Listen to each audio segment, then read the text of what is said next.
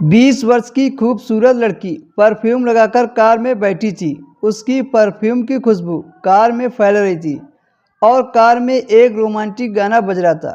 उसने अपने बैग से छोटा सा शीशा और लिपस्टिक निकालकर अपने होठों में लगा रही थी और उसके पास में बैठा अमन सब्र नहीं कर पा रहा था। कार बहुत तेजी से अंधेरी सड़क पर दौड़ रही थी। अमन बस यही चाह रहा था कि कितनी जल्दी वो अपने घर पहुंचे। सोनी उसके उतावलेपन को महसूस कर मुस्कुराते हुए बोली, अमन इतनी उम्र हो गई है, तुम्हारी सेहत के लिए शायद अच्छा ना हो। अमन मुस्कुराता हुआ बोला, अरे मेरी जान, मैं 50 का हूँ तो क्या हुआ, मुझमें जोश अभी 20 का है। मैं तो अभी भी अच्छे जवान लड़कों को पीछा छोड़ सकता हूँ।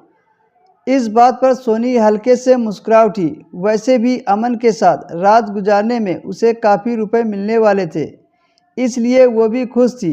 घर पहुंचते ही अमन ने गाड़ी रोकी और बोला, सोनी आ गई हमारी मंजिल।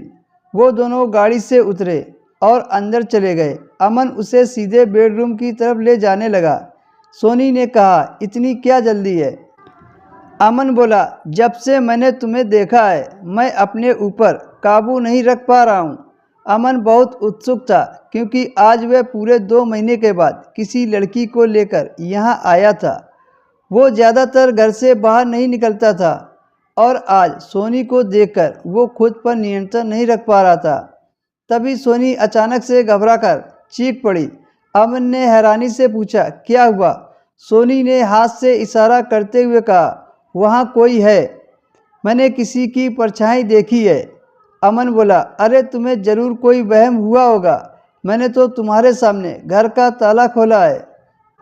सोनी का दिल धक धक करने लगा।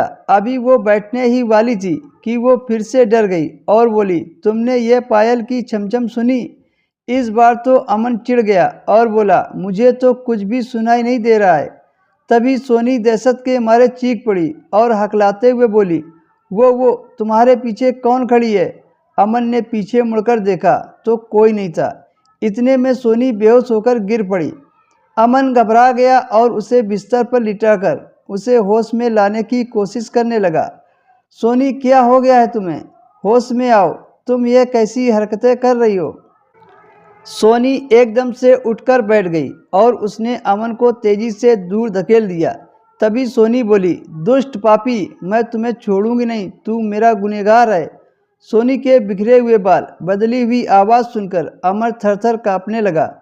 उसका शरीर जम सा गया था और उसके पैर एकदम बेजान से हो गए थे, क्योंकि सोनी को देखकर ऐसा लग रहा था जैसे उस पर किसी आत्मा ने कब्जा कर लिया हो।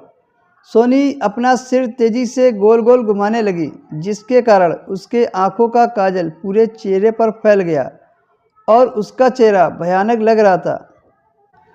अमन डर कर वहाँ से भागने लगा तो उसने पीछे से पकड़ लिया और बोली, मैं तुम्हें इतनी आसानी से नहीं जाने दूंगी, मैं तुमसे बदला लेकर ही रहूँगी। अमन बोला, कैसा बदला? अभी तक तो मैंने तुम्हें छुआ भी नहीं है। सोनी, होश में आओ, मैं सोनी नहीं कमला हूँ। कमला का नाम सुनते ही अमन चौंक गया। कमला, तुम तो मर गई हो। मैं एक आत्मा हूँ, मैं तुम्हें ले जाने आई हूँ।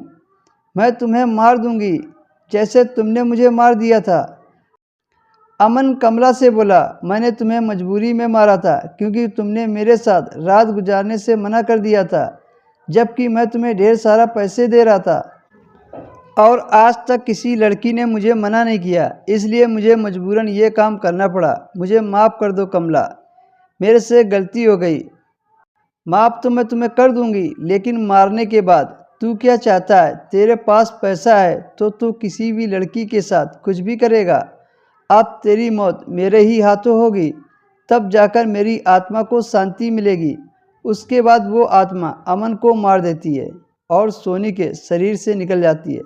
जब सोनी को होश आता है तो अमन को मरा हुआ देखकर डर जाती है और वहाँ से भाग जाती है।